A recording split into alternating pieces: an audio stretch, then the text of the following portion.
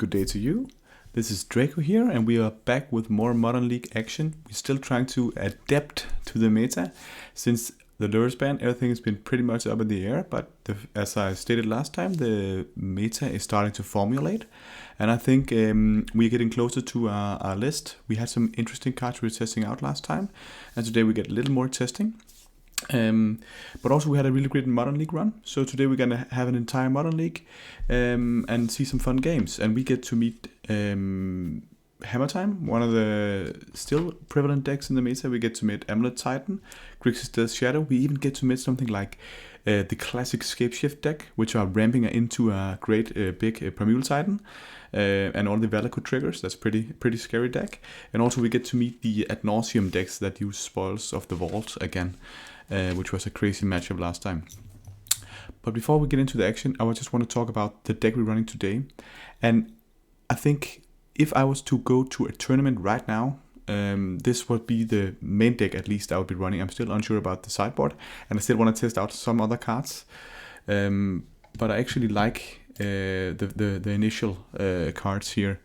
So the mana base, nothing has changed in that. I'm still running the same mana base with 8 basic islands. We have the special lands from Minamo to Oboro and also Double Otawara. We got our 4 Mutavaults, which are, for me, my money, performing so well at the moment. We got a couple of Waterlogged Groves, not too many, and a Singleton Cavern. This could be 2 potentially, as we also have more, I think, a bit more counterspells in the meta right now. 4 Ether Vials, 4 Tide Tibbers, nothing to change here. All the usual 2-drops, Adept, Lord, Master of the Pearl Trident, and of course the 4 Tricksters. Notice here we went down to 2 Spreading Seas. We also did that last time, but I think it's still a good card. It's a little less relevant now, so I think you can go to 2 main deck. And we were discussing, those 2 Spreading Seas, are they in the main board or in the sideboard? I like them in the sideboard, or I like them in the main deck. Also because when they are not good, you know they're easy cuts. It's just to say, okay, my Spreading Seas against this matchup, I can't really get Murktide to get off that good mana. So let's just get them out there. Only 3 Glasswood Mimics. This could also be 4, considering that. But then the flex spots, we also have our Force Value Loons. But the flex spots, we run triple Force Negation, triple Subtlety. I got this input from one of the viewers saying that this was a great split, and then a couple of Dismembers. I think in the meta right now, I'm not in love with the Dismember, but I think it's just a necessary evil at the moment because we need to have some interaction. The sideboard is really where many of the test cards are at the moment, and I'm gonna test out some other cards in the next round. But this stock 60 cards here, I would definitely take this to a tournament. Sideboard still up to discussion point. We're still testing out Flusterstorm, which we were testing last time. I think this has a lot of applications against Cascade decks, which are one of our worst matchups, especially Living End. But it's also really good against, of course, Storm, because you can counter the multiple triggers. So I think this card is pretty nice at the moment. And maybe this is worth running. So I'm testing this out still. Hercules Recall. This could easily be Thieving Skydiver. I think you just need something for the artifact matchups. Hammertime or some of the decks running Nettlecist. And then we're testing out Test of Talents today to see if this is a card that could be used against the Cascade decks also. I know people are talking about Chalice, and I think we can all agree that Chalice is not at its strongest at the moment. Test of Talents is someone that a lot of people have recommended me trying out instead, because it not only counters the initial Cascade effect spell, like the Rhino Crashing Footfalls or the Living End card, it also removes all the other copies of it. So a pretty interesting card from one of the newer sets. I still think Harbingers could be a decent sideboard option, so I have them out here. They're good against Murktide. We have the 4th Subtlety. We can side in if that's necessary. I think that's a really nice card. We got the 3 Relics, and of course a couple of Blazing Burrows. I think this card is really good in the meta. This could easily have been main deckable as well. But let's get into the action. And remember, if you like what I do here, don't forget to give me a like on the video and do a subscribe for my channel. And also I got my Twitch and my Twitter. You can follow me and see when I'm live on a stream or when I'm posting a new video, stuff like that. So here you can see the decks we're running. And I want to test out other cards as well. This is episode 2 in my 3-part series about adapting to the new meta. I like these 60 cards, but I'm gonna test out a little kind of different list. So, but I like this list, and I think we are looking pretty good in the meta. This hand, it's keepable. It's not it may be too many islands, but I think it's great with the either island one, right? We like that. Lamb bear. So is it lamb or a bear? I don't know. But he does have 2 Lotus Blooms, exile immediately. That's a lot of Black Lotus action, or Lotus action. And this can mean many different things, but typically this means that we are up against the Ad Nauseums, the Ad Nauseum deck. We played it a couple of weeks back, and I think it's a pretty crazy deck. And that what they want to do is that they want to use Spoils of the Vault to exile the entire graveyard, and they can't lose while doing it because they have something like Angel's Grace or Phyrexian Unbirth, which means that they won't lose the game for getting milled. And then they find the Thassa's Oracle and win because they have no cards in their deck. So pretty crazy deck. They use City of Brass as well, which I love. I love these old cards. So now we're seeing Lord of Atlantis against City of Brass. This is like Magic in 1994, right? Pretty nice. Let's just get the Tideshaper in as a 2/2. We want to get maximum pressure on here. You could argue trying to get off the Tideshaper, but I think we can't really screw with their mana. And this way we're beating them down pretty handily. They also missed a land drop, if you notice that. But now they can do a lot of things with double Lotus Bloom, so this is pretty scary. What are they doing? They're searching. They're searching, but they have 6 cards in hand. Serum Visions. So that's a lot of looting, but nothing yet. Okay, so this is really good for us. We don't want to tick this up here, as we could be drawing the Silvergill Adept, but we drew a lot. That's even better. And I think now we can hit in for, is it 11? Yes, so they're down to 2, and we drew the Force of Negation. This was a great draw, because pretty scary playing against Ad Nauseum, as you would just lose on the spot at any time, right?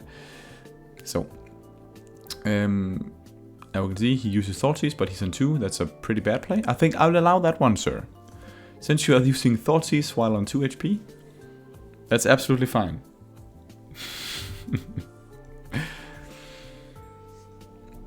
I have no idea what's going on here. That was an interesting way to concede. I think Test of Talents is actually really good in this matchup, because we can get all of his spoils with the wall when he uses that. Subtlety and Dismember are out of here. They have no creatures. Only the singleton Thassa's Oracle, and that is not even that good to Subtlety. And not Dismember either, because it's just like something you do on the play. So we get in our counter magic. But I actually think that it's interesting to see what's the best counterspells for the sideboard at the moment. We need counterspells, of course, and I like Force of Negation. I think everybody agrees that's a great card. This is a good hand. We got the Force of Negation against a combo, and we do have either vial on 1. But let me know in the comments actually which counter magic you prefer. Are you into Flusterstorm, classic counterspell? Some people enjoy Mana Leak. I also hear some people talking about Spell Pierce actually being a pretty decent option, as it's a 1 mana catch-all. They can also counter Planeswalkers. So can you let me know in the comments of this video which kind of counter magic you prefer at the moment, because I'm really looking for the optimal solution. I like Force of Negation, but I'm pretty unsure where I am. Okay, so. Profane Tutor. That means that he had a couple turns before that comes in, and he can start going off. I think in this situation, we just pass here, and He uses Thoughtseize on us. Okay, that's pretty bad. Means he can take out our Force of Negation. We could have considered here playing the Tide Shipper, but the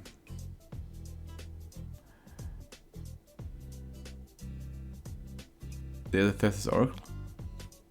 Theth's Oracle comes in. Okay, it's a pretty early one they play here. It doesn't really make any sense to bounce that one. And now I don't think Tide Shippering would make any sense. Okay, Lord of Atlantis, that's decent. Considering here, they only have 2 cards in hand, but the Profile Tutor is coming in soon, so we need to find out what we do here. Lord was a good draw because we can get some pressure on. We can even Lord and attack with Mutavault. Then it's a 3/3, but we might wanna use the Tide Shipper to create to make the City Brass into an island, so they have a no white mana. That's one of the interesting things. They need a white mana because of Angel's Grace. So I think it's correct to try to take them off white mana. And now we have a Lord in step. They have another City Brass, so they do have the white mana. And they have another Profane Tutor. What do they play now? What is this? A Pinset Prism. Okay, so now they got all the mana they need. It's always interesting to see, and it doesn't really make any sense to bounce that Prism. Let's get the Lord in. Oh Lord, get it in there. And now we can actually both play Sverloon. Oh, we drew a Sverloon. That's pretty interesting. So we can both play Sverloon and Glassblow Mimic into the Lord, and they're unblockable. So all we need to do now is find out if we can kill him in 2 turns. If we play the Lord, or we copy the Lord, we could do that, but we really just want to not get in. We want to be able to have Otavara bounce up against Death's Oracle if we use it. But he takes the... What he takes here? The Glassblow Mimic, okay. I think we can Brazen Borrow in now. Yeah, I think that's decent to do now. We need to put the pressure on. What is that then? 7, 8, 9. We should have lethal here, but maybe have more cards. So now I think we should just activate Mutavault and go in with the team. No need to attack with the Lord. Yeah, that's enough. So we won a pretty fast game against the Spoils of the Wall, and he had the Spoils of the Wall in hand. Yeah, that's awkward. That is awkward. Okay, cool enough. That's game 1. And we are into game 2. We up 1-0. That's pretty decent. I think we got a decent matchup against Ad Nauseum. Of course, I can go off, but we do have a lot of interaction with our counterspells. And something like bouncing a clutch, rebirth, friction rebirth. Anyway, we see immediately what do we have against in the sideboard against Hammertime. We do have the Hercules Recall. That's nice. I really want to test that card out. And we drew the Ether Vial. That's pretty good. But again, annoying against Esper Sentinel. So this is actually also an interesting spot. Against Esper Sentinel, let's say I play the Ether Vial, I give them a card. That's pretty bad. But not playing Ether Vial is also like the Esper Sentinel is a Thoughtseize on a body that just makes me not be able to play my Ether Vial. And that's also really bad. I'm not going to give them that many cards. We don't have that many non-creature spells. So I'm really considering here, either we play down the Mimic as a land, or we play the Ether Vial and giving him a card. Mimic as a land, we have a lot of blue sources, so I don't necessarily like that play that much. And giving him a card to be able to board out much more aggressively. Yeah. So I think it's worth it getting the Ether Vial down, giving him a card. I know this is great value, but imagine this situation. If his creature was a 1/1 that just gave him a card, like a Wall of Blossoms, but a 1/1, you know? I think that card wouldn't be the worst. Oh, damn. He plays the Goddess 8 and a Colossus Hammer on the Esper Sentinel. Oh, lordy. So it's an 11-11, and he can beat us down. So this is not only a good draw, it's an insanely strong draw from the Hammertime. Turn 2, hitting for 11. Considering, of course, here, conceding, but no concession here. We can take out the Ursa Saga, and then we can jump the Tide Shaper. That's what we need to do, but stalling him here is important, and luckily it doesn't seem that he have anything else initially. So we can, we're still alive here. We are still alive, and imagine getting down an Indestructible Swearloon. He plays the Ornithopter and a Stoneforge Mystic. What does he find? A Colossus Hammer. This is the nail in the coffin for us, because yes, the Colossus Hammer, when it gets on the Ornithopter, Ornithopter loses flying, but the smart guys, they wait to play. They wait to play the Ornithopter or the Colossus Hammer until they attack. So notice here, he attacks in really intelligently, and then I can block. We can block here. We'll block. That's fine. But you can just put down the Colossus Hammer, equip the Ornithopter while it's unblocked, and we're done for. Well played by Felipe. And I gotta say, I like the Hammer deck. I used to play a lot of Affinity back in the days. With back when Mox Opal was legal and you could play Cranial Plating. And it feels like kind of the same thing, where sometimes you'll just, I don't know, put down Inkmoth Nexus and kill him off. So I like the Hammertime deck. I think it's a fun little interactive or fun little semi-combo deck. And we're considering here Hurkyl's Recall in with them. Harbinger, great. Brazen Burrow, really nice. Force Negation? I'm really unsure about this one, but countering a fast Goddess 8 is what really run it here for them. So I think Force Negation could be a consideration, just to be able to counter that, or counter the Colossal Hammer when it gets down. So I think this is a hard one, but I think it makes sense. And we got a couple of lords. Spreading Seas is good because they use Ursa Saga, so we need the Spreading Seas in there, definitely. But we don't want to go too much down on lords, so we'll just have a couple of forces. We have a force here, so we can use that, and we can start out by playing a Cavern. I think Cavern is at a pretty decent spot at the moment. Okay, we get the Adept down. Show them a Trickster. We don't want to show them a Tide Shaper, because I hope they play down the Ursa Saga here. Stoneforge Mystic. That is pretty good. Many times I actually like Dismember for Stoneforge Mystic, but that's primarily when they find Catalog Complete. Now it's just a 1-2, it doesn't really matter. It's just a tutor for the Colossus Hammer in this deck, so that card is actually pretty annoying. Harbinger could be relevant. Let's see here. I don't think there's any reason in killing that with Dismember. So I don't want to trade that either, because it'll just do it. Okay, Esper Sentinel is quite a bit annoying. He played that down first. That's smart by him. And then he passes, so he wanted to trigger it in with the Stoneforge. And we're considering here what should we do here. We could just play down the 3-1 Fire to get pressure on. I think that plays pretty decent. And now we have mana up for tapping down the creature or bouncing it with Harbinger actually. So we can Harbinger when you play 2 more mana. Now he puts in the Colossus Hammer, and really well played by him. So we can't counter the hammer because he comes in from the Stoneforge. But we have options here. So when he finally does something. For example, we are really aware of the Pure Steel Paladin, which is going to allow him to equip the Colossus Hammer. When he finally finds that card, that's a dangerous card for us. Pure Steel Paladin. This is like a win more great engine for them.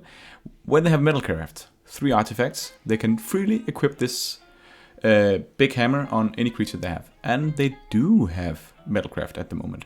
So we're just considering here, when should we kill this goddamn Pure Steel Paladin?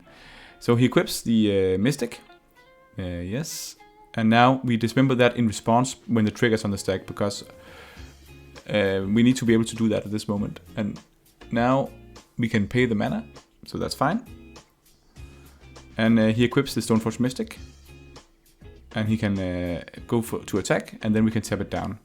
So it's important to wait for him to equip the hammer, and then use the Dismember on the Pure Steel Paladin, because then he can't re-equip it when I tap it down. And this situation, I can then bounce the Mystic here.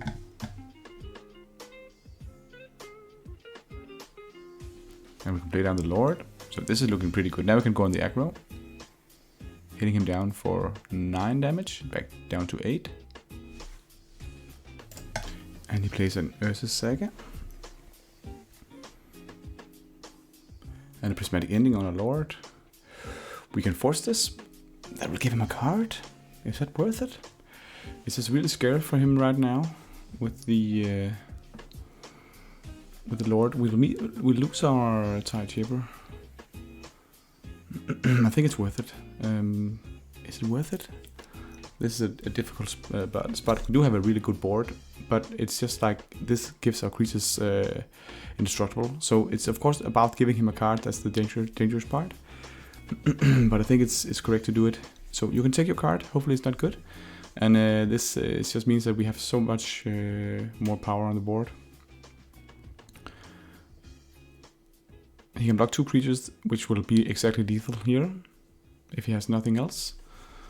But he does have something else. What's this? He can't play the Nettlecist. He found the Nettlecist with Stoneforge. You can't play that one. No, you don't have mana for that, bro. Okay, he had another Prismatic Ending. That's annoying, but he needs to tap down his creature. And now he's still dead on board. We don't even need this card, but we can might as well Trickster down his SP Sentinel. Just for the fun of it. So we can copy Trickster and tap down the Sentinel.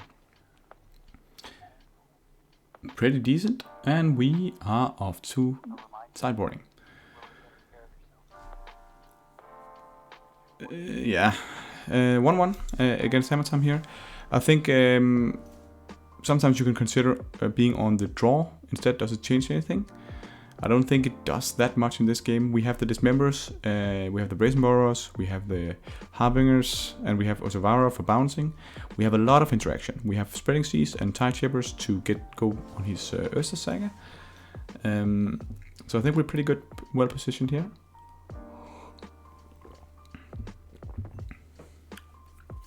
And we do have the Hercules Recall. Let's draw a Hercules Recall. Let's recall all the Hercule.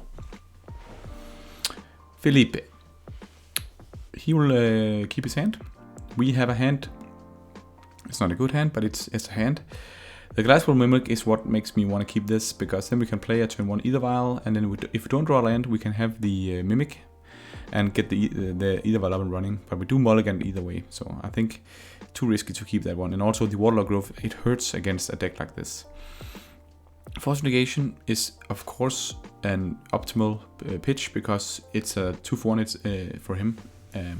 But then again, it's really good if he does have the Zagata's Aid, which could be our bane here. So I think it's correct to keep the Force Negation. But it does have the turn 1 Esper Sentinel, like he always, like he had before as well. And this is just a really good play against us due to the Either Vial. This situation, I think here we don't want to give him the mana, the free card. And he plays Stormform. It's a really great draw by him.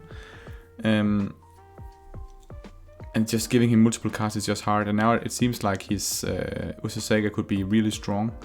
So I think we should consider Spreading Seas on the Urza's Saga, even though we're going to give him a card.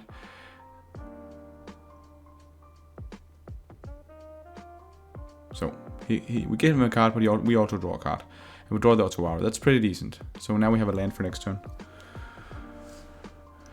But and if he plays down the Zagata's Aid, I'll definitely give him a card for that. Another Urza's Saga. Okay. And he puts in the hammer. Oh, it's a Nettlecist. He found a Nettlecist. That's a 3/3 Nettlecist, but we do have the Brazen Borrower to bounce the Germ token. But the problem is that the Nettlecist is relatively cheap to equip. So this is by no means a good situation. We're gonna get hit by the Nettlecist, but let's get the Adept down just to be able to trade.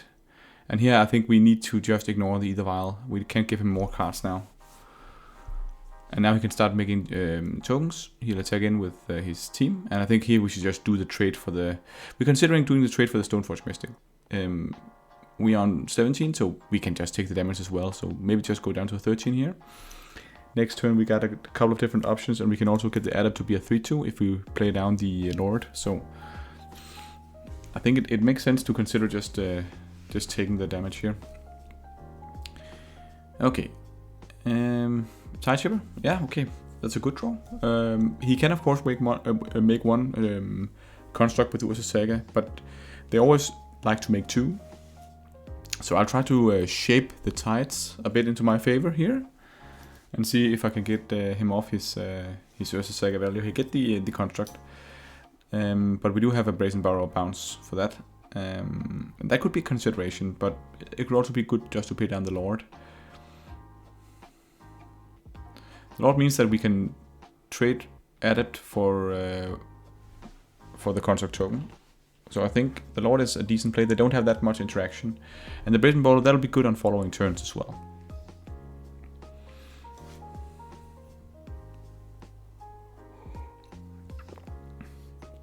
Shadow Spear, that's really rough and annoying. He had that at this particular moment.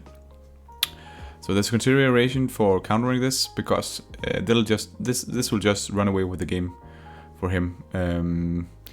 Because he'll then, all his squeezes is going to be more threats, and he's going to get a lot of life. So Shadow Spear is a rough one, but the Brazen Borrow is so good. So I'm really considering if it's worth it to counter it. I don't think it is. You'll give him a card, you will pitch your Brazen Borrow, so it's a 3-for-1, counting a 1-drop.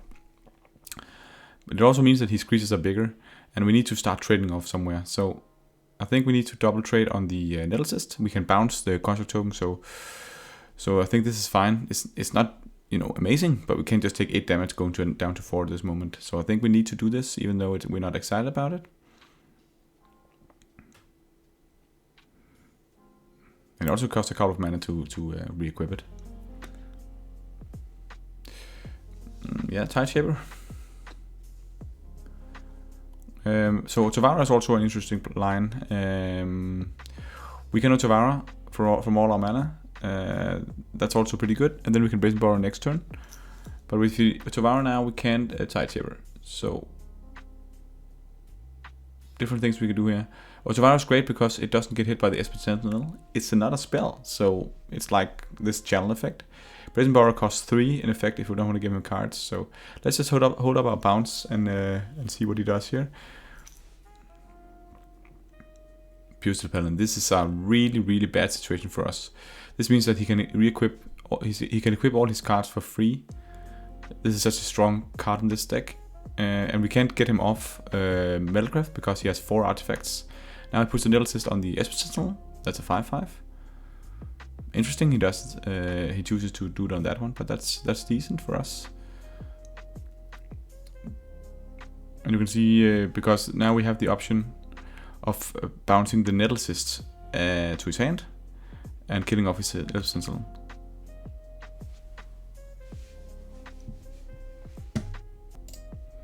So we block it here.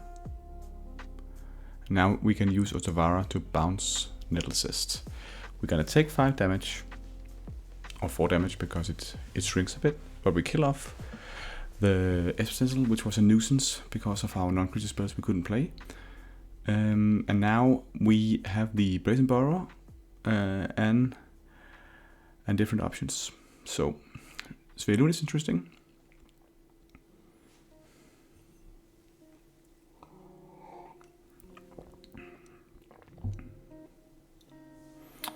We can Svelun and have an indestructible Svelun. Then we can Brazen Borrow. I think that's a line, but I don't like it that much.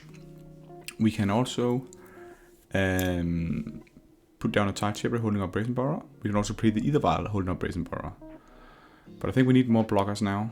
And taking him off a white could be interesting.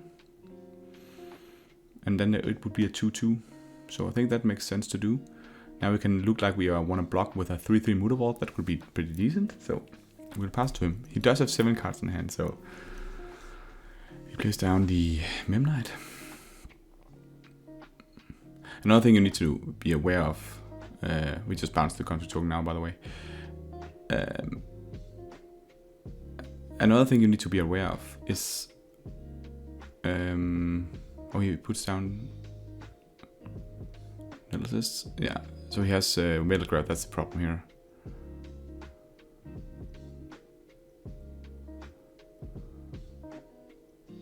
There's a Saga. So we can't really do anything here. And we lost here. I think... what could we have done differently? If we waited for the Brazen Burrow for him to... yeah, for him to attack, I think that would be better. But... good play by him. Felipe from the Hammertime. And we 1-1. Yeah, okay. So we are up against the White Hawk. And we won the die roll. Round 3. 1-1. I think we had a shot in that game. We didn't really draw our sideboard options either. We didn't draw the... we didn't draw the Brazen Burrow, we didn't draw the Hercules Recall, which is the big game winner against that deck. I think that's a really strong card in that matchup. He goes to 5 cards. Mr. Hawk. That's crazy. We can play down the Vial. Turn 1 Vial, all is good. Okay, we see an Ursa Saga into an Expedition map.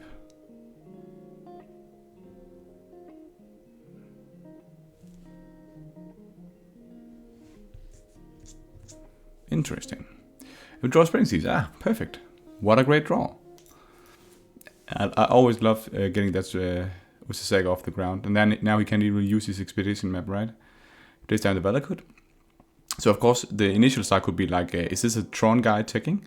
But I can see by playing Valakut, this means that it's Amulet Titan.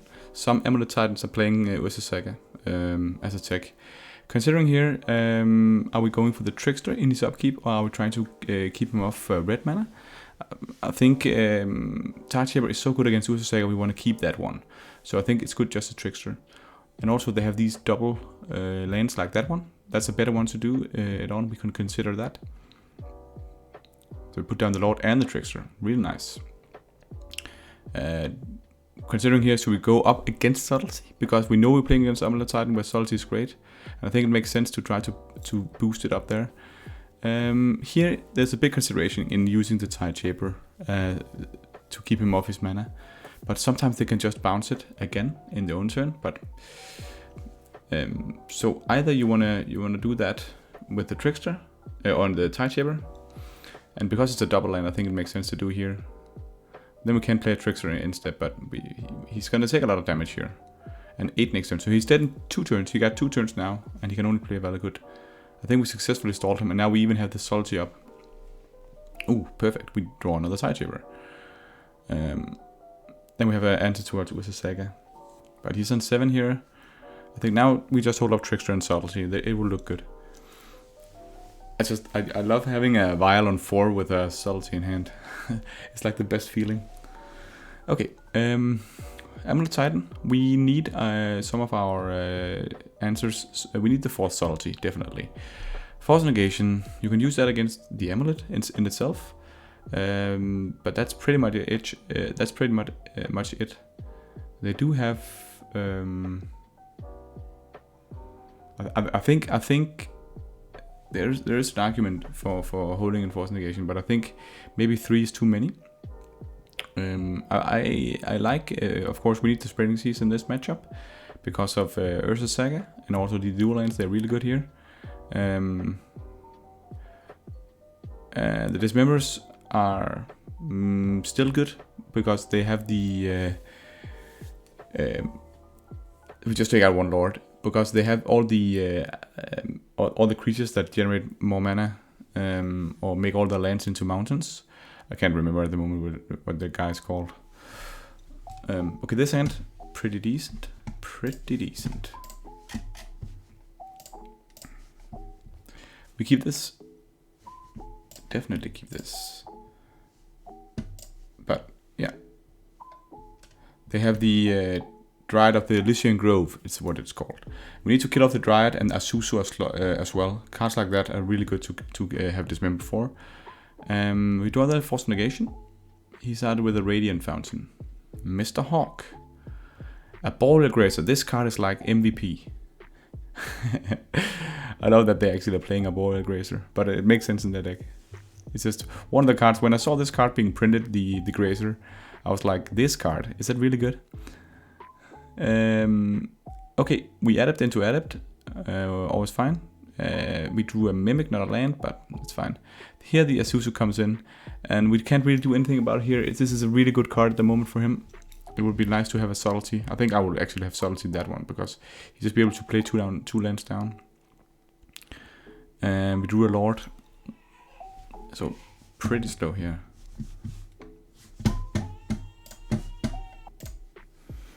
Okay. So I think it's fine just to see if we can use the Tideshipper in a meaningful way. This is a double land. This means that he can't play, unless he has a land, he can't play Titan next turn. He needs 2 lands for that.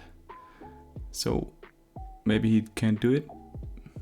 But he dismembers the Tideshipper. And we can't force that because he does it now in step. So that was unfortunate. Which means now he can play the Titan if he has it, but it doesn't seem that he does, so maybe we got a shot here. Oh, he did. Damn. And Titan is a good card. Primeval Titan here, he can find, he can go for the Valakits.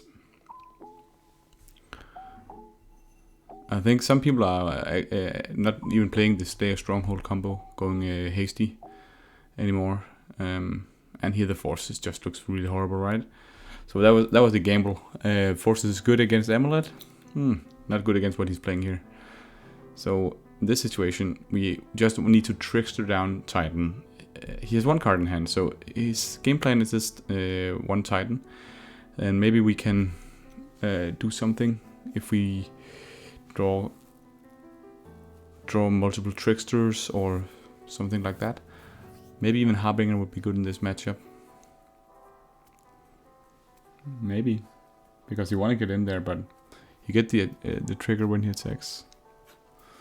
So it's difficult.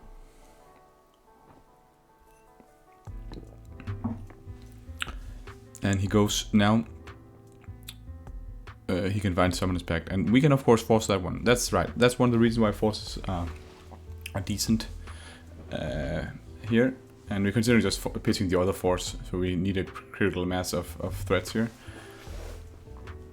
Here the Dryad is, and now all his lands are mountains, and that is not good. But we also a cool thing about it with the Dryad is that now his lands are also all islands. So when we play down the Lord, oh Lordy Lord, all our Merfolks are hasted now. But he gets to go off now, so that's a big problem. We can't really do anything about his Primeval Titan.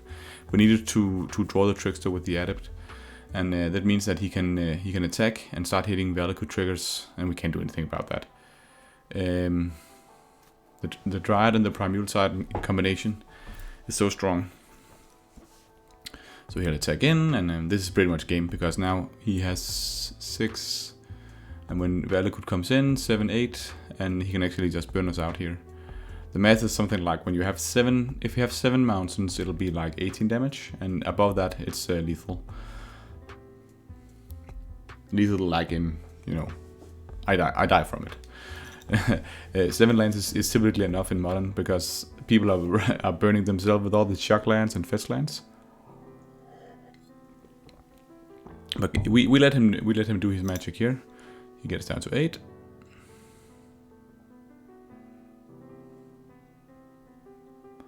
And he can play another land. But he actually plays with the Slayer Stronghold.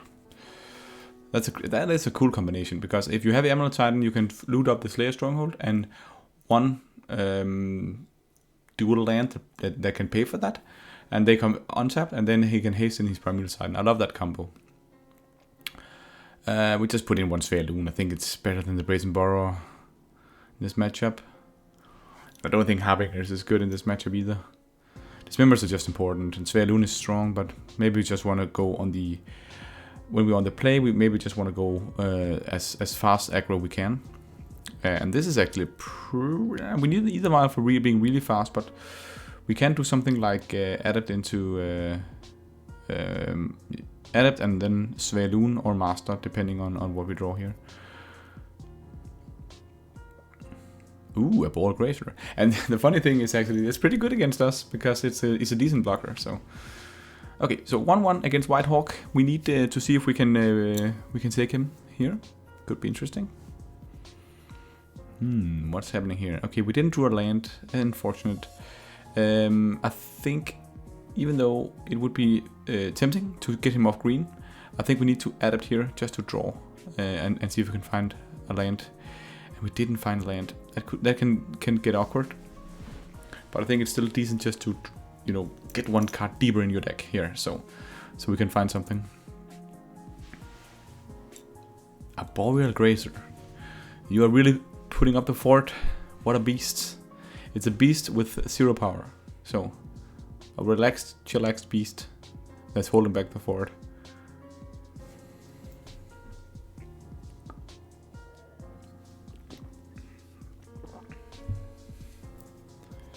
And what do you do, Whitehawk?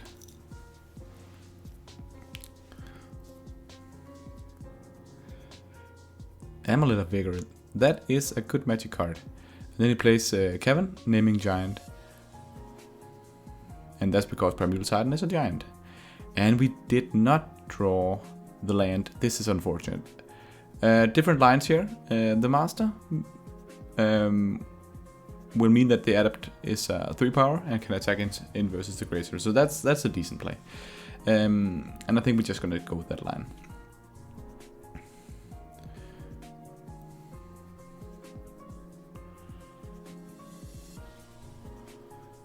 So what will he do?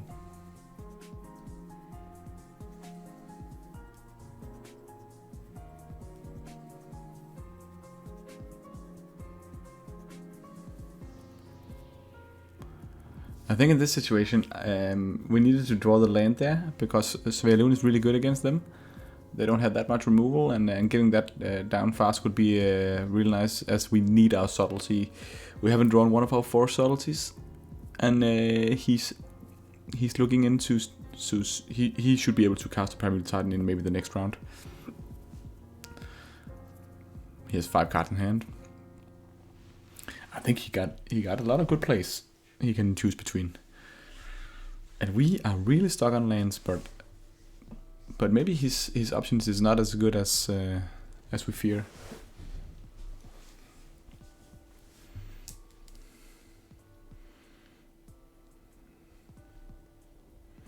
But I think we need to have a good game against Amulet Titan.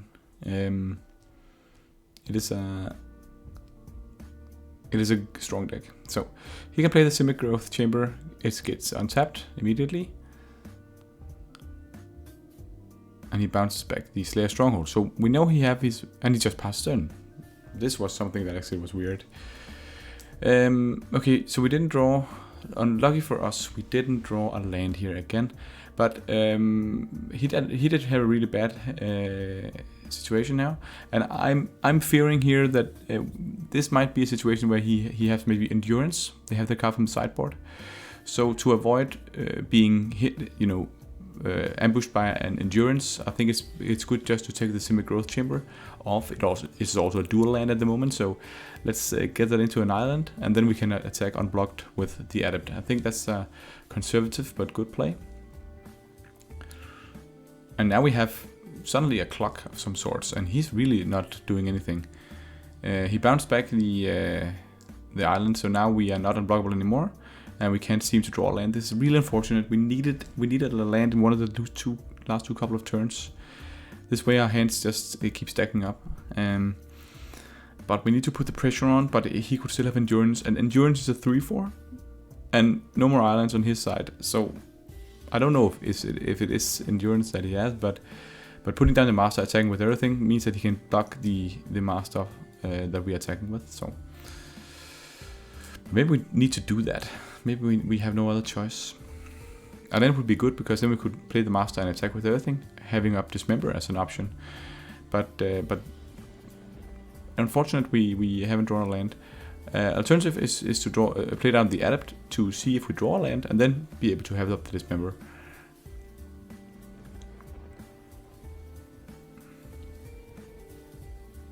So we're just gonna attack in here with the team, and then we have the option of trickstering down the endurance. We hit him down for some damage here, and he's on 9, which means that we can, if we can trickster down the blocker, his blocker in end step, we can master, and then it would be pretty good. But we really have very little interaction at this moment.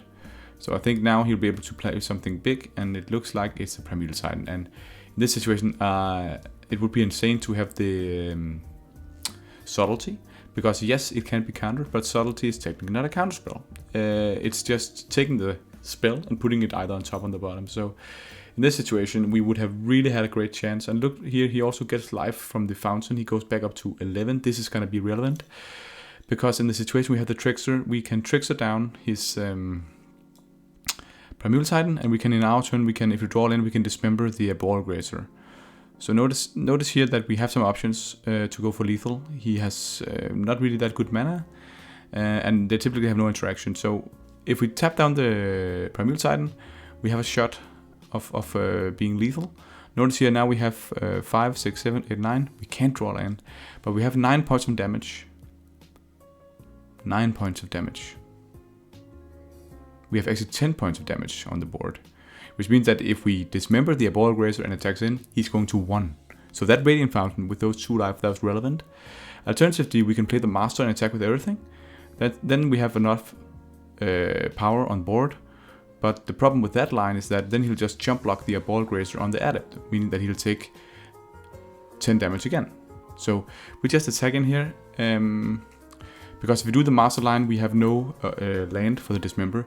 And what we need here is that he's on 3, this is pretty good, and he can attack him with Primeval Titan. But attacking with Primeval Titan is not that dangerous, because his land is, they're not mountains. But if he plays that goddamn Dryad of the Elysian Grove, that pesky Dryad, if he plays that one, it means that all his lands are mountains, and then he will probably attack with Primeval Titan to be able to trigger the Valakuts, clearing off our board or just killing us. So our play here is that we're going for a situation where he is going to play this Dryad. When he attacks in, he's going to find the Valakuts, and all his lands are going to be mountains, and all the Valakut triggers is going to get on the stack. In response to that, we can take the Dismember and remove the Dryad. So when then he uses in his entire turn on doing this, and at that point, if that works, we remove the Dryad, and then suddenly they're not mountains anymore, and all the triggers on the stack will actually fizzle. So notice here, what does he do? This is a tight game, right? Because if he resolves that with the lands he has in play, he can just kill us. Also from the 6 points of damage from the Primeval Titan. And we're trying to win a game here. It's not fair that we have 2 mana. We're really unlucky on not drawing lands, but we actually have a shot here. Notice if you do one land, we could have dismembered the Ball Grazer and played the Master, and then we would have been able to kill him. So 1 land and 3 or 4 draws would have been enough. But now we just wait. We wait for Whitehawk, and we have one shot here. We got our Dismember, and it's aimed directly at the Dryad. We know it's going to come in. He's considering his plays as well.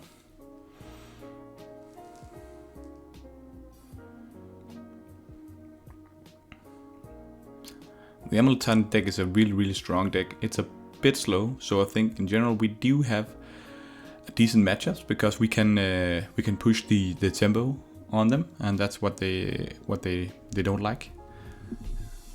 And also, like, Subtlety is a great card against them. We didn't manage to draw Subtlety in this game. And he finally figures out what to do here. He taps 1 mana. I'm on the edge of my seat. At least. What's gonna happen? Oh, the Dryad. Yeah. Nothing is changing here. I think he just realized he didn't have any other option. He needs to go for it. So now we're considering here, okay, what is their risks for, what could he have here? And of course, how does it actually work, everything? He attacks in. We want to wait for the triggers to get on the stack. The problem is that we don't know what's going to happen. But okay, so now the Valakut triggers goes on the stack, and that's fine. You can put everything on the stack here, and this is going to kill us. But now we kill the Dryad, which means that now suddenly everything will not be. So we need to, this needs to resolve, and then he will only give us 6 damage from the Titan, and we can swing in for the lethal afterwards. Then we would go to 10, everything will be fine. But what happens? What is you doing? What are you doing? Veil of Summer. Veil of Summer. What a clutch Veil of Summer. And I gotta hand it to White Hawk. He had it in the end. Really unfortunate chain of events, and what a great, what a really, really great and impressive, nice way of doing it here. Unfortunately, we didn't manage to get him in the end, but it was really close. We needed just to draw 1 land, so we actually won 2. And let's see if we can draw back here. I had accidentally on this next game against Grixis Shadow, I started with the intro screen on, so we coming in after that we are on the play, keeping this hand. He was on the play. He was on the play playing a Ragavan. And we played a Water Grove, immediately killing the Ragavan with Dismember in his turn, and then he played the, plays the Dragon Rage Channeler and plays the Resource Bubble and puts puts it in the yard. Yeah. So he puts the Dreadthread Shadow in the yard, and it's because he's searching for lands. He didn't play a land. Interesting. False Clyde. Now he goes to the end step. So he missed a land drop, and we used our Dismember to kill off the Ragavan. That's why they're in the main deck, so pretty good. Unlucky, we didn't draw here land to play, because a Spreading Seas would be awesome on the Blood Crypt. Okay, not awesome, I would say, because we given them blue mana. So we Violin, we get the Violin, that's decent. And the Dragon Rage Channeler is still a 1/1. So not that scary. He did find a land, and a really cool one. Really cool land, and he Thoughtseizes us. Great play by him. I like these full art lands from Neon Dynasty. Especially, I actually think especially the black one is really cool. So we take 1 point of damage. The Warlock Grove is also hurting a bit here. And we didn't draw what we needed here. It would have been really great to draw land. But let's just get the Spreading Seas on the Blood Crypt. The reason why I like this play is that it gives us a card, and we find the land, that's fine. But we are also able to vial in a 2/2 from the Tidechipper. That didn't matter because he had a Siemens, but in general that's a good concept. Dragon Rage Channel, and now unfortunately he's a 3/3 blocker, so or 3/3, and we can't block him. And he uses Inquisition, so let's see what it takes. I'll allow him to take the Tidechipper. I don't think it's that important at the moment, and I don't think he will take it. Let's see. Game 1, False Clyde. Who's the truth-speaking Clyde? I need to play against that guy instead. So we get the Tidechipper in. We are 9, but we do have the Trickster. I'm really confused by why he didn't take the Trickster here. And that's one of the things that we need to be able to understand. Always, I like to just put down the Adept first to see what's going on. We draw a Master, that's fine.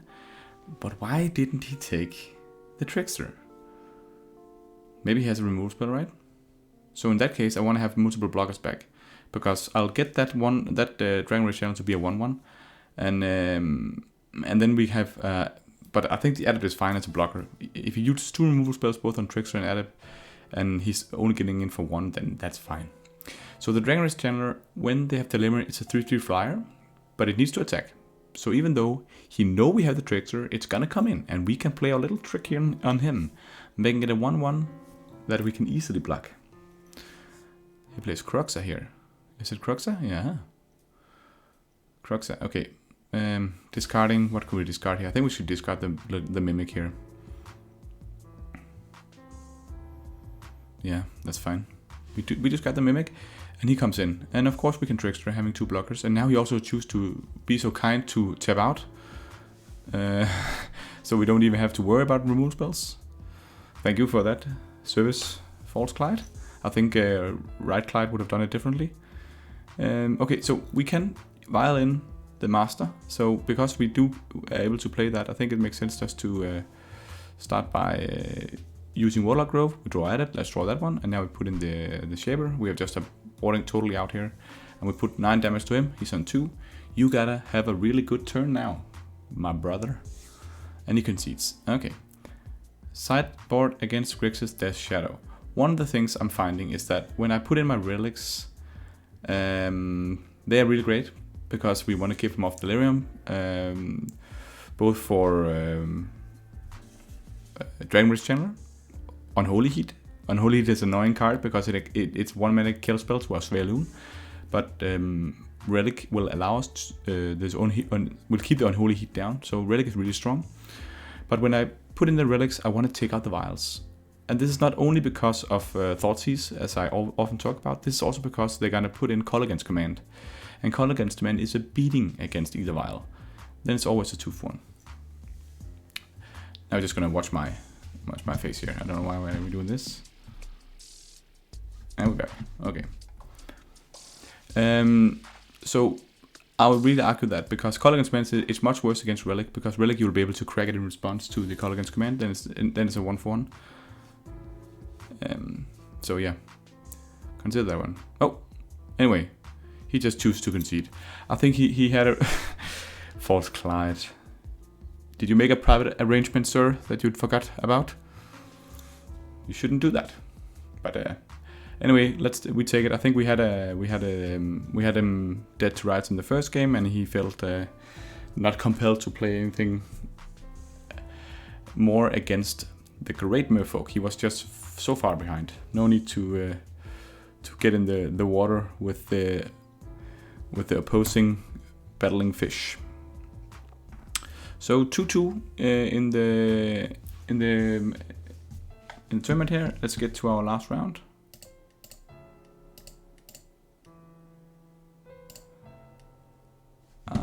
We finally found one. And this is against Amon Hannibal. And he has 60 cards, so no Yorin. We haven't met Yorin today. This is a mulligan. Oh, I think this is a mulligan, right? This is a 6. Yeah, we can keep this one, because we have the Glasspool Mimic. We just put down the vial. I actually like this hand, because we also have the Mimic. So we can get value from it. Okay, what are we up against here? Let's see. Stomping Ground into a Search for Tomorrow. And seeing a Search for Tomorrow from a Stomping Ground immediately lets me think, okay, what's going on here? This could be like Boomer Scapeshift.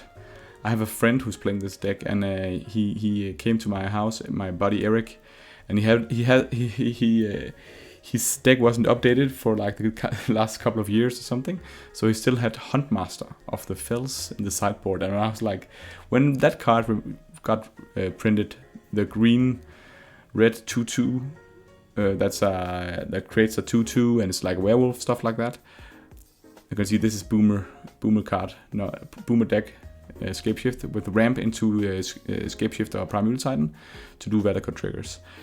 But when he showed me that deck, he hadn't updated it yet, and it was a big deck back in the old days. But Huntmaster of the Fells is just an example of a sideboard option that nobody's playing anymore. But power creep, you know.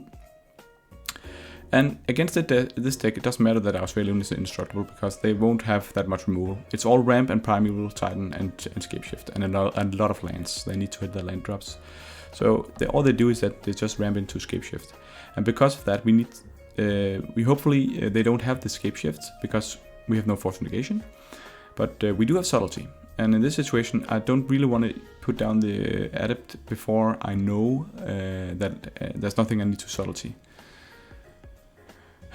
Yeah, Sakura Tribal is fine. Then he will be able to play Titan next turn. We can deal with that.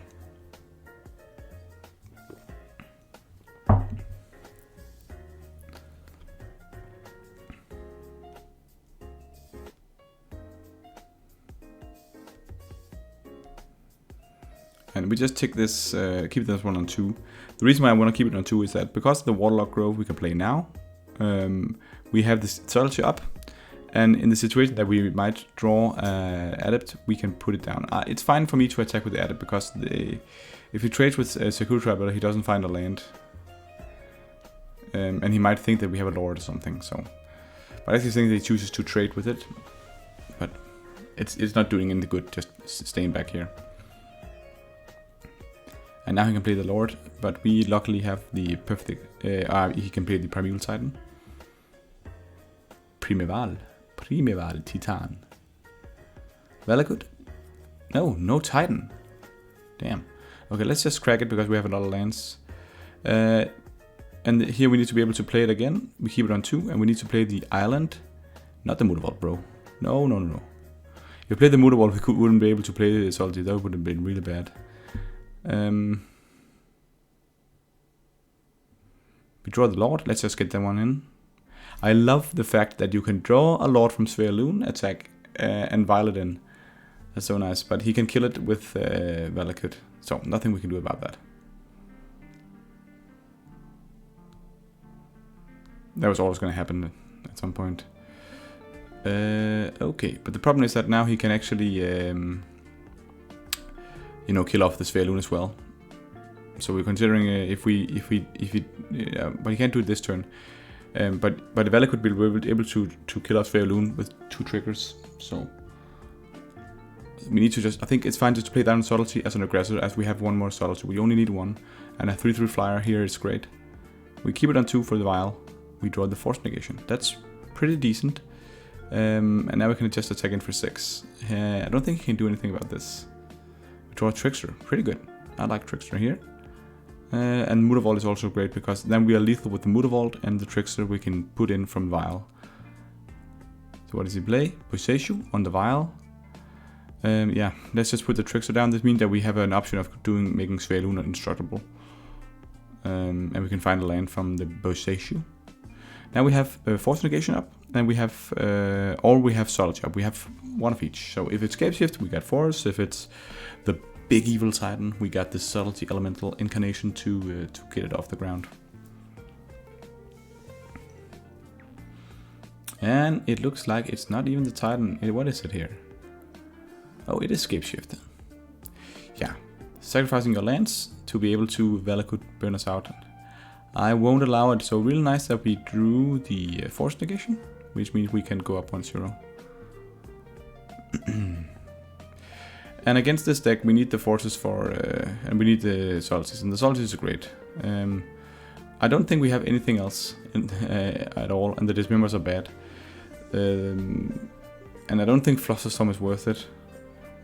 It can of course counter a Force, a Search for Tomorrow, but he's gonna play that in his first turn. And that's not even that good. Spreading Seas is not even that good either. So I think in this situation, it's something that where we actually really have. So Spreading Seas, yeah, Spreading Seas are really bad, but we keep them in. And I think maybe we should just have Harbinger instead. I think that's just better. It's just 2/2s, but it doesn't really matter. This hand is decent. We have the Subtlety, and we have a pretty good, we have a pretty decent start here. So. Search for Tomorrow, exiled. Suspended? It's suspended.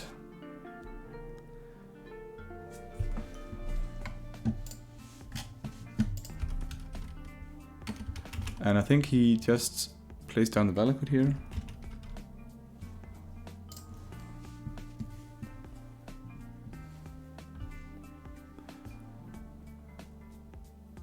But as you can't of course, you can't counter the suspend effect. So I don't know. There's no reason to do that. Tideshaper is interesting here because the reason why it's decent against Valakut is that you can keep them off having. Here you could argue to do Valakut, but he's really far away from Valakutting, and he needs mountains as well. So I might as well get him off mountains, potentially getting him off of green. But he did have another green. And a Sakura Tri-Builder here. I don't wanna Subtlety that one. And this, yeah, I like the Tri-Builders because it's just good blockers. We just want to draw a card here. see if we can find a force negation for his Scapeshift. But I'm not hating this situation. He can play a Titan next turn, but we do have the Subtlety up. Only 2 cards in hand. I think this is going fine. I think again, this is kind of like the same with the Amulet Titan decks. It's not the fastest out the gates, and I think we can be faster than them. I think it's important to get the Lord down. And you can argue for attacking with the Mutavault here, then he would be at 8. But I think it's better to play the Adept to see if we draw a Force Negation. And we did. So now we have double protection, both Force and Subtlety. So this is looking decent. He plays very good. And now he's gonna do something, right? What's this? I think it's a Scapeshift. Thank God for drawing the Force Negation. And we can then counter it.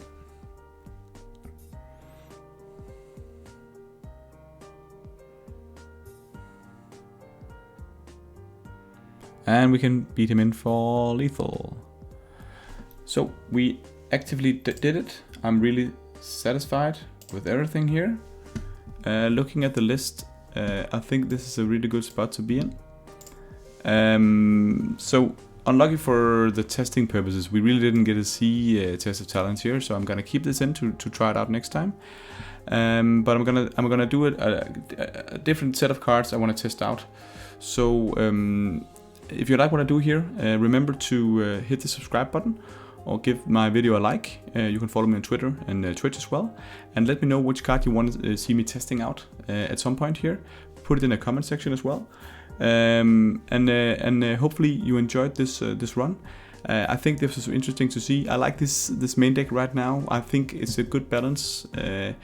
Not too many Glasswell Mimics to be able, sometimes we get stumbled on. You have a combination of interactive, things. Subtleties are good against the elemental heavy meta and the Titan decks.